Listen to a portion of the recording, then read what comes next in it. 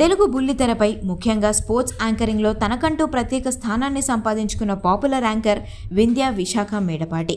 Sports Telugu channel ద్వారా IPL pro kabaddi హోస్ట్గా మిలియన్ల మంది క్రీడా అభిమానులకు దగ్గరైన ఆమె ఇప్పుడు Bigg Boss season 10 probables contestant లిస్టులో నిలవడం హాట్ టాపిక్గా మారింది.